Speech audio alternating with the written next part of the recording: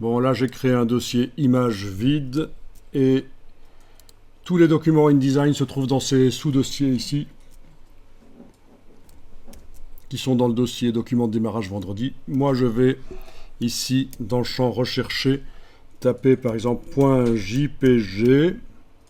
Voilà tous les JPEG qui s'affichent. Donc tous les JPEG qui sont dans ce dossier-là. Voilà. Donc tous les JPEG qui sont dans le document, dans le dossier là et dans tous les sous-dossiers. Et je vais faire un commande A et puis avec la touche Alt déplacer vers le dossier image. Voilà. Je vais recommencer la même opération mais pour les PNG si jamais il y en a. .png. Apparemment il y en a quelques-uns. Donc clic majuscule clic, je déplace. Pour les .psd, les voilà. Je déplace. Et donc vous avez compris que le dossier image, je vais vous le mettre sur le serveur, vous allez le télécharger et vous allez faire le lien du document vers ce dossier image et forcément les images, il va les trouver InDesign en principe. Qu'est-ce qu'il y a d'autre comme type d'image? WebP éventuellement. Est-ce qu'on a du WebP? Non, il n'y en a pas. Qu'est-ce qu'il pourrait y avoir d'autre? On a fait le PNG, le PSD, le JPEG, je pense que tout y est.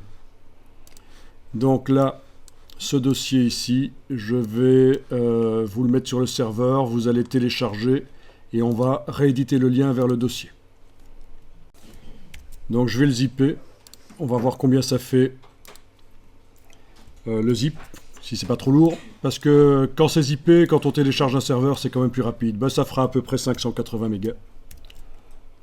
C'est relativement acceptable.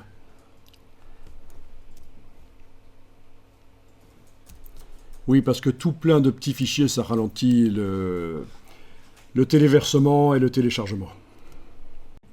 Donc, dossier image téléchargé, vous avez double-cliqué sur lui pour créer la version des IP à côté. Gros piège avec les zip, si vous êtes sur Windows, si vous double-cliquez sur le zip, vous voyez ce qu'il y a à l'intérieur, mais c'est inutilisable par les logiciels Adobe. Et réellement, oui, il faut extraire, c'est ça. Clic droit extraire avec 7zip ou avec autre chose, mais c'est le gros piège. Il y en a plein qui coincent à ce niveau-là, quoi. Je vois les fichiers et ça ne marche pas dans InDesign. Pourquoi? Ben, t'as pas des IP, quoi.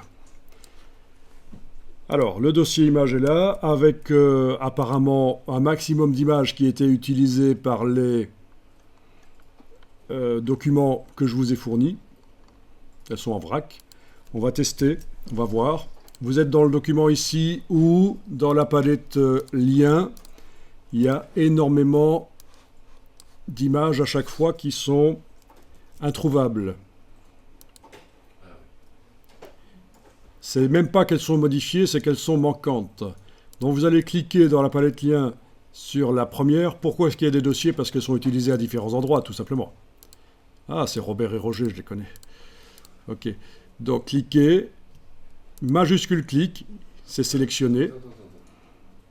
Ça c'est sur le gabarit A uniquement. Ça sur la page 1, 5, 4. Voilà, ça c'est les pages où c'est utilisé. Ah tiens, et là c'est plusieurs pages, donc il ne met rien. Donc vous avez activé tous les liens.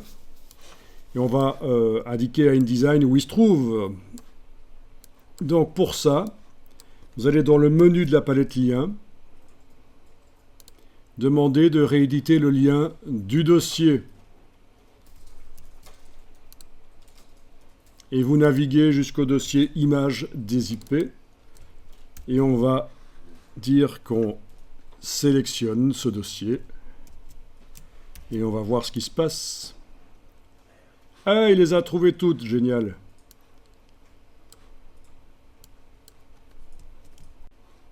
Voilà, et quand il ne trouve pas les images, quand vous avez transféré votre document ailleurs et qu'il ne trouve pas les images, en principe, si on fait un assemblage, il les trouve. Et elles sont dans le dossier links. Mais bon, imaginons, il ne trouve pas les images. Vous allez pouvoir, comme ça, activer une ou plusieurs images et rééditer le lien vers le dossier qui contient les images. c'est la solution.